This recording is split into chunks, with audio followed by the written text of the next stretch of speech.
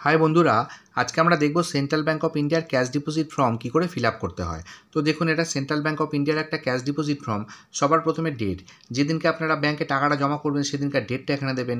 এরপরে cash deposit in branch name, যে ব্রাঞ্চে টাকাটা জমা করছেন সেই ব্রাঞ্চের নামটা এখানে লিখবেন। এরপরে বলেছে account holder home branch name, যে ব্রাঞ্চে আপনাদের অ্যাকাউন্ট আছে সেই ব্রাঞ্চের নামটা এখানে লিখে দেবেন। যদি সেম ব্রাঞ্চ হয় তাহলে দু জায়গায় একই নাম লিখবেন, আর যদি আলাদা আলাদা হয় তাহলে যে ব্রাঞ্চে টাকাটা জমা করছেন সেটা ওপরে লিখবেন, আর যে ব্রাঞ্চে আপনাদের অ্যাকাউন্ট আছে তার নামটা নিচে লিখে দেবেন। তারপরে paid into the credit of, এখানে অ্যাকাউন্ট হোল্ডারকে তার নাম এবং টাইটেলটা লিখতে হবে। তো অ্যাকাউন্ট হোল্ডার প্রথমে আপনাদের নাম লিখবেন, একটু স্পেস দিয়ে টাইটেলটা লিখে দেবেন। তারপরে মোবাইল নাম্বার, এখানে অবশ্যই একটা ভ্যালিড মোবাইল নাম্বার লিখবেন।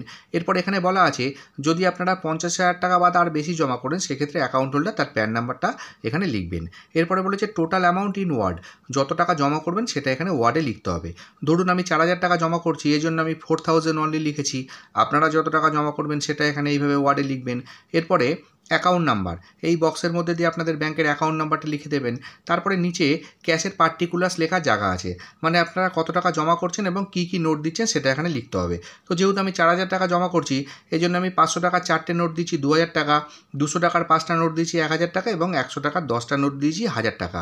এইভাবে ভেঙে ভেঙে লিখলাম, লিখে একটা দাগ দিয়ে টোটালে 4,000 টাকার নাম্বারে বা ফিগারে লিখে দিলাম। আপনারা যত টাকা জমা করবেন সেটা টোটালে নাম্বারে বা ফিগারে লিখবেন এবং কী কী নোট দিচ্ছেন সেটা এখানে ভেঙে ভেঙে লিখবেন।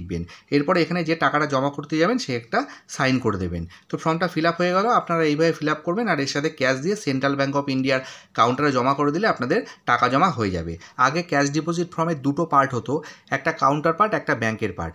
এখন একটা পার্ট হয়েছে, এটা ব্যাংকের পার্ট। এটার সাথে ক্যাশ দিয়ে জমা করলে আপনাদের ব্যাংকের স্টাফটা কম্পিউটারাইজড একটা রিসিভ কপি দিয়ে দেবে। তো আশা করি ভিডিওটি ভালো লেগেছে। যদি ভালো লেগে থাকে তাহলে অবশ্যই একটা লাইক করবেন, শেয়ার করবেন আর আমার চ্যানেলের সাথে থাকবেন। ধন্যবাদ।